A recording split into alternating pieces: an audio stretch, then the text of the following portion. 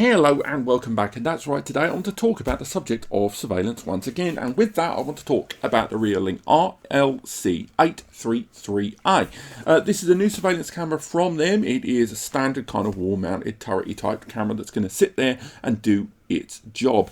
But why have I been talking about surveillance so much recently? Well, although generally in my head surveillance systems are the first third of the year when everyone starts spending a bit of bunts on surveillance, be they home or business users, I think 2023 is turning into a weird old year in terms of people worrying about their security, people worrying just slightly about their assets, and ultimately whether you're a home or business user, security, be it on your laptop or your phone in the corner of the room, or the security of your home or business has never been more on people's minds than currently. So that's why we're talking a lot more about surveillance. And the reason I'm talking about this, other than obviously that they've sent one to the channel, the guys at Reolink, who we've reviewed before, it's because this one has got a little bit more features than most. Those that have been following the channel for a number of years will know that one of my big gripes about what is perceived to be the budget or more cost-effective camera market, so we're not talking about your Axis and all that lark up there, we're talking about the cameras that seem to give you a lot of bang for your buck. One of the problems we find is going bang for the buck normally means compromise. It means that the camera you're going for may spike in one direction to give you a load of features and make you compromise in others. And I would say that this camera, the 833, is one of the examples that does do quite a good job, although with the odd element of compromise giving you a lot for your money in terms of what a turret PoE camera should be these days at this price point, because the price point for it is pretty darn good. It's really hard to nail down because their own website has always got it on sale on Amazon, stuff like that. So I'm sure the price is on screen right now. I'm not even going to try to say it on camera because I'll definitely get it wrong by the time this video is published. But even at that price point, we are talking about an optical zoom 4K 8 megapixel PoE camera with smart recognition in its feeds. Although it's not full powered AI, that I'll talk about later on, for a camera with OMVIV and RTSP support, so your NAS or your standard DVR, NVR, not DVR of course, utilised camera in your home or business environment at this price point, there's a lot to like about this camera with the extra bells and whistles. But before we go any further, let's see what we get for our money. So I'll open that up. I have already opened this, by the way, because I've already done the software side of this before this part. I've got to get it sorted in my head, so when you get it, things will be probably a little neater in the way they're presented. Inside, you've got your little bag of bits and bobs that the camera always arrives with. So with that, you get your first time setup manual. You've got information on the installation of the waterproof covering, because again this is an IP66 external camera. The setup guide is actually surprisingly detailed with diagrams and more. Sorry about the light sensor there in the studio because everything's white on this table today.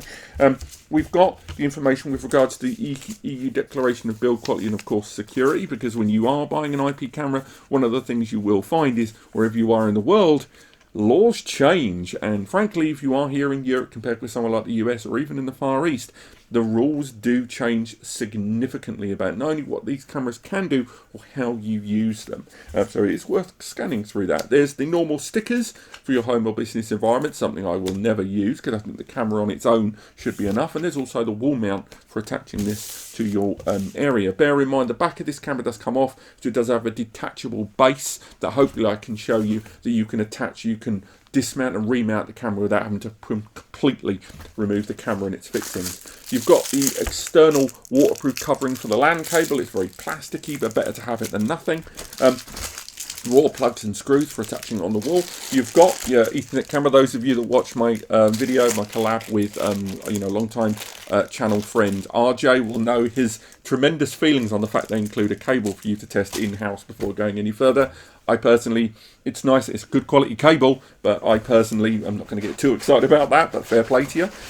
Next, we've got the foam. Next, we've got the camera. So if we go for it there, and as mentioned, we've got the removable base. Again, this is something that we should see more on these cameras. We see separate brackets for those bullet style cameras, but when it comes to dome cameras, you'll be very surprised how many cameras don't arrive with a removable base, so you can just attach the base and lock the camera in. Yes, there is the counter argument that means the camera is easier to detach, but frankly if someone's going to do that, they're going to do that. And also, there is quite a lot of protection. This is a fully metal, have a listen to this, full metal all the way round camera, and accessing the base of the camera can be rotated on the spot after you set it up for the first time, but it is not an active pan tilt camera. You have to set it up manually to where you want to get to it.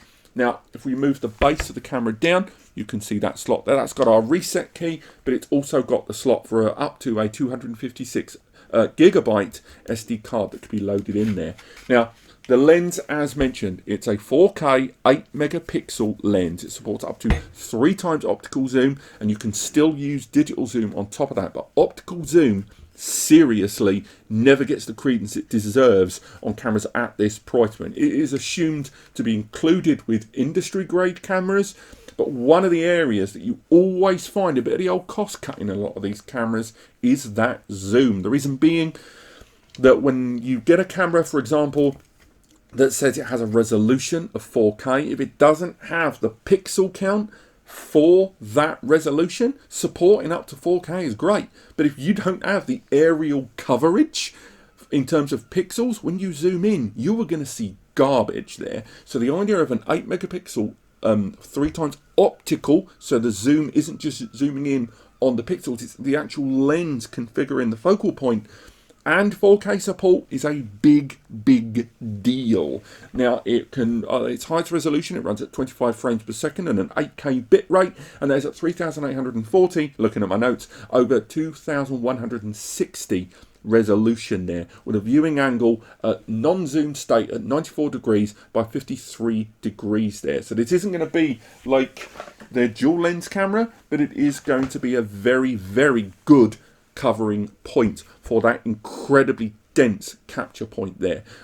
There's audio in and out, although I will say that the audio out point is there at the back, so do bear in mind if you are putting that in there, you are kind of covering that audio point there at the back. I will say the audio in, there's a little pin there. It's surprisingly clear for such a small mic point there. The audio out is quite muffly though, if I'm completely honest with you. And again, the camera does rotate on that base too in order for you to get the perfect point, but also you can flip the camera both vertically and horizontally within the camera settings. Don't be too locked in on that, but you might want to know where you want those sensors to be. But of course, because you've got differentiating IR sensors there for for motion and to do with the night day switch, which you can set on this to be automatic, but of course the additional flash there at the top.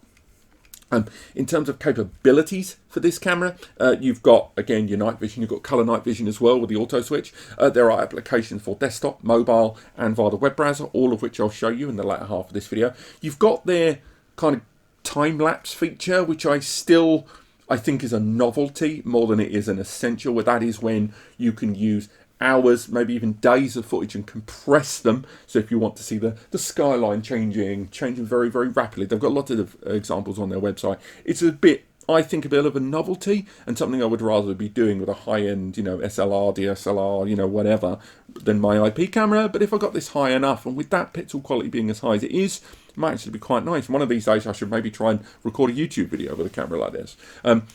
On top of that time-lapse, one thing that may upset some users is this PoE camera only records in H.265, so HEVC. Now, yes, it makes a lot of sense. It is a far more effective compression technique for recording files than H.264, but it also has that license attached to it. So with HEVC, you have to double-check that if you are going to utilize this camera with another NVR system or with a device that's going to be using a third-party player, make sure you've got HEVC or H.265 supported playback on there. Otherwise, there's going to be a bit of overhead in terms of the converting of those files to view them, or worse still, you might not even be able to see the feed. Those supported services in terms of notification and recognition, there's obviously motion detection, we've already talked about. There's person recognition, vehicle recognition, pet recognition in beta. So although these loosely come under the heading of AI, they don't really, because it's all a preset kind of, I'm not going to say a fully dedicated MPU inside, but certainly presets built into the firmware of the camera, where it has a general understanding, which you can configure, by the way, and make it in relation to other things on screen, and you can loosen or heighten the sensitivity of those recognitions to kind of identify people or vehicles and blur the lines somewhat digitally and figuratively. But things like facial recognition, where it's going to keep a database, line in out intrusion detection, people counting, license plate recognition, none of that is going to be supported here. You're going to need a true DVA system for that.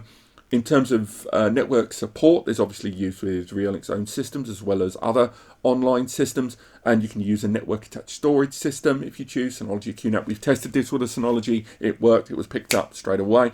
There's also support of RTSP as well, and OnViv and stuff like that, I may have mentioned already. So again, this does give you a lot in terms of features and capability, and the build quality is pretty darn good in terms of what you're getting. We've reviewed a lot of domes and turrets and bullets from Reolink here on the channel, and I would say this is an impressive style and build of camera. But of course, when you set this up, the hope is that you're going to set it up and never have to think about it again for another decade, right? It's the software you're going to care the most about. Once you've set it up, that's what you're going to be dealing with forever. So let's stop giving this the old yappity yap with the camera and get on with the software portion of this video. Okay then, so what you can see here on screen is my mobile on the right hand side of the screen. If we go into the Reolink app there and load into our camera, and on the left hand side of the screen you can see on the top left the Windows client application and the web browser access point there. Slightly different design choices all the way through between the three of them. So let's focus on that mobile GUI there on the right hand side of the screen. Now I've already got different tests I've done in the past using Reolink cameras. Some of these are ones that I am still using, some of them are old cameras, but as you can see all the way through, we are running this camera on a completely separate network to any other camera. The mobile GUI is surprisingly user-friendly for this kind of thing. I would argue you don't really get the same level of control as you do on the desktop, but overall it's a pretty decent application, the mobile one, and I've covered it in greater detail in other videos, as well as the option to configure each of the individual cameras, not just your overall Reolink setup there. So on the right hand side of the screen you should see that the camera configuration options there, we can configure a lot of the internal camera settings there, and you can find out more information about the camera itself, its existing health, storage availability there with an SD card inside, its localized network identity, stuff like that, as well as running any firmware updates that may be available. On top of that, you can go ahead and go into the display area there, and you can configure a lot of the options to do with the display. So if you choose to, you can go ahead and flip that you can flip the viewpoint, as you may have seen there also on screen.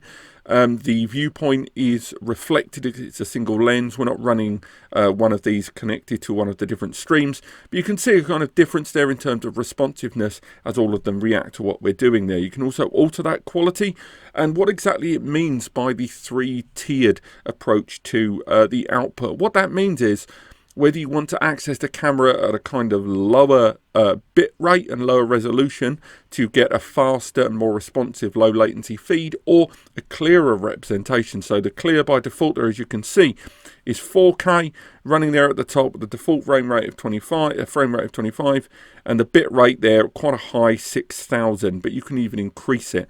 So you can configure what exactly that low and high switch is in between, as well as that frame rate mode to flick in between there. Quite nice control there on the mobile. Again, most of these are available on those other applications, but they're a little bit more clustered in on the mobile, not quite so intuitive to find. The same goes if you want to alter a lot of the brightness of the camera and some of the individual options, such as whether you want to add the Reolink watermark there. I didn't find an option that I could change that to my own in-house watermark. And the same goes if you want to instill a privacy mark there. So if we choose to say there was something in that window frame area, we could apply a filter if we choose there. And that means from that point there will be a filter applied to that feed and recordings that overshoot where that area is. But again, that watermark is completely optional overall. I think OBS has not allowed us to refresh that camera there, so we'll come out of it and refresh those settings. Carrying on, we can go into those advanced options there, and again, that's where you can flick between the color modes there, which are going to be quite, at their peak, they're going to be far more useful during the nighttime view. And we haven't got any night vision recordings for this review, I'm afraid, largely because we are running some kind of overnight 2-3 day recordings for a comparison with some different Reolink cameras coming very soon in comparison to the Anchor. So I've not really included that in this recording. I apologize there. But again, we can do a lot of stuff, finding out more about the reference points where it's going to be used for that PIR stuff there. And carrying on, everything else is pretty much what you'd expect if you want those notifications. You may have noticed several notifications during this recording. I've not tailored this, and it's quite windy here in the UK today. Unfortunately, you can speak a lot for PIR, but unfortunately, that's just not really going to help us right now when it's this windy. And again, you can set up all of those alerts to be localized. This is a NAS supported camera. We've already tested that, but you can utilize the in-house Reolink ones whether you want the notifications to be sent to your mobile, the frequency with which you receive them, or even schedules for how when you receive them. You're going to see them a lot during this. So if we choose, we can disable those push notifications there. And then from there, it will stop us receiving all of those further notifications there at the top.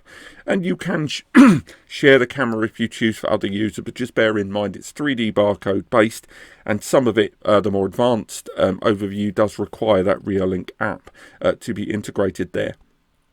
Now, nearly forgot it, there is the camera having its own onboard spotlight if we choose, or it can only come on at night if you want, or on a periodic schedule if you choose to. So that's the settings of the individual camera there. All of that really broken down. What about the camera feed itself? Well, when it comes to the alerts, one of the big improvements we've seen in more recent affordable cameras, this camera's about 100 nickel, give or take. Not only have we got the standard option there for detection zones that we may or may not want to be painted in and observed by the camera, but on top of that, you can configure a lot of those person, vehicle, and pet recognition areas. And again, the pet one is still very much in beta. What that means is you can kind of choose an object within the surface area that can be comparable to, kind of fine down a lot of that AI tuning. It's still a bit manual, and you can change how often you want those alerts to happen because it may be a busy area, but overall, when it comes to the smart detection, at least there are options to configure it. So, for example, you can configure it relatively high or low if you're slightly worried about the frequency of those alerts being inaccurate. It's a shame you can't apply the red box AI logic like you could on the Anchor that we reviewed recently, but it's still nice to have those options there. So, moving out, we can go into the camera feed itself. And on a mobile app, as we've already seen, that we can observe if we choose to, configuring and controlling that zoom control. And as it's an optical zoom rather than a digital zoom, it's going to take those extra few seconds to do it, but you will find that the zoom being optical means it will be far sharper in terms of its overall zoom, thanks to the built-in camera there. And this being a 4K camera, 8 megapixel, that's some high quality fidelity that we can be playing with there. Now, if we go to the playback area, we can look at kind of stuff that we've seen, observed while this has been recording in the background there. So some of these may be some of the motion, some of them may be person-based recognition. It really does depend on how and where you set the camera up and your own configuration that you've opted for overall. But I will say with the alerts, you can choose to, if you wish, kind of break these alerts down into particular kinds. So say you only want to see human alerts, what you can do is disable all other alerts, but only show the ones with human recognition there, which means that now this will show us only the alerts that involved a human being entering the field of recording, which unfortunately I've zoomed out of. So this allows you to kind of integrate a lot of that AI level stuff in and only view it. So even if you do have kind of OTT motion detection there, still at the very least you're able to filter these things down into motion alert, into person alert, into vehicle alerts, and of course the animal one that's still in beta. You have got the option to digital zoom, of course, if you're using a mobile phone there, and a lot of the configuration options there at the bottom, everything from taking a localized image to taking a localized recording, increasing or decreasing that view quality as your bandwidth has on board, that you can flick between on the camera there as it's being accessed overall. But just bear in mind that then you are going to be subject to available bandwidth while you're doing that there. Also on top of that, if we flick back to the Fluent one, because I think for the recording we do want to stick with the lower res for the while we've got so much bandwidth activity. On top of that, you've got the options, of course, to activate the flashlight if you choose. This camera does have an onboard spotlight, but of course you're not really going to see it this time at night. You've got the siren, which I'm not going to activate there. You can break it back down into a feed if you've got the multiple cameras there being accessed, if you choose to. And then of course you've got those configuration options that we've already looked at there. And if you want to go picture in picture to have the feed on your mobile in the background while you're doing other things, you can, as well as immersive mode, where you can run all the cameras simultaneously that you may have available on your feed there. Channel selection, flicking between them, and of course day and night cycle if you are utilizing that on that camera at certain times of day. So the mobile app does feel quite responsive, short of that slight bandwidth hiccup we saw earlier on when I was applying the privacy filter. The mobile app does everything I want it to do, along with, you know, audio in and out for appropriate cameras, creating that feed, or going back into our original playback recordings directly from the user interface.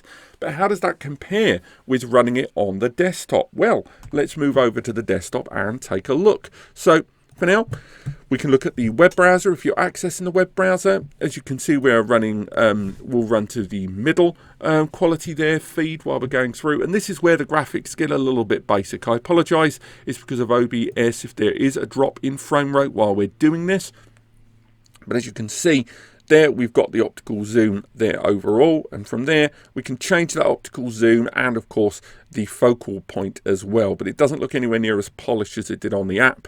The Reolink UI has seen upgrades in recent years, but I think a lot of these options in this menu system have largely remained the same. The configuration options to what we've seen are largely, you know, the same as the app, but at the same time the configuration options still presented in a slightly late noughties fashion. At least all of these configuration options are there in the web browser, and of course if you are going to run this via a NAS, you might only use this to configure the camera before you feed it into your your Synology surveillance station QNAP QVR Pro setup there. But, you know, the basic options are there. Everything I'd want to see is here overall. And the same goes when you flick over to the client application, where if you use the client application, you have a little bit more control over the fidelity, and you can add all of those cameras into that overall feed, something that the web browser only restricts really to the singular camera, where you can utilize this app to add multiple cameras as you see fit. And quite easily on the fly flick between the playback to look at those original recordings. Once again, you can choose if you wish to only see the alerts that are appropriate to different AI supported thresholds there. So once again, we can sort of scroll in that short depth of time, so we had to format the camera.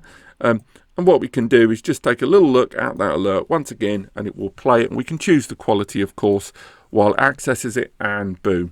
And again, we can download that locally, rely on the SD card inside to maintain that recording. It's all fairly standard stuff for a 100 Nika camera. I'm quite pleased with that there. Everything is pretty much what I would expect. There is, of course, the time-lapse mode. I've not really had a chance to play with time-lapse. For those that aren't aware, is when you can run recordings that are just absolutely huge and allow you to, encapsulate hours and hours of recording inside a very short length of time, and you need to run it there in the background, and boom, it will start running that and use the recordings there in the background to generate that. I've not had much of a chance to play with that feature. I think it's quite niche.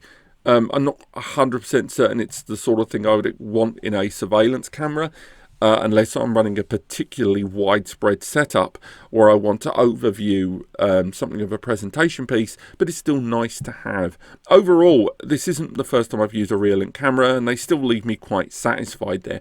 I think there is slight conflict on the software in terms of design between the mobile app, the browser interface, and the client application, but nothing too overarching there. And overall, I'm still quite happy with it. And this has been the review of the Reolink 833A. We will be doing some comparisons between Anker and Reolink cameras coming very, very soon, starting with the duo cameras. And I know we've got a few dome cameras to work against there between comparing those. Again, for about 100 nicker, I'm pleased with what we've got. We are still talking about a 4K camera, 8 megapixel and 3 times optical zoom, which has still got a little bit of limited AI support there. It doesn't have, you know, your license plate recognition or facial recognition where it keeps a database, but they do have things that can do that. And otherwise, just use a NAS, frankly, to do that sort of stuff, because Surveillance Station and QVR Pro has come a long way with a lot of those AI-supported services there overall. But I hope you've enjoyed this video. Do let me know in the comments what you think. I apologise for not including the night vision mode there. And do stay tuned for some of the IP camera comparisons coming very, very soon. And if it's not already live, I hope you see the collaboration video with my colleague RJ. Pretty much my surveillance guru when it comes to anything.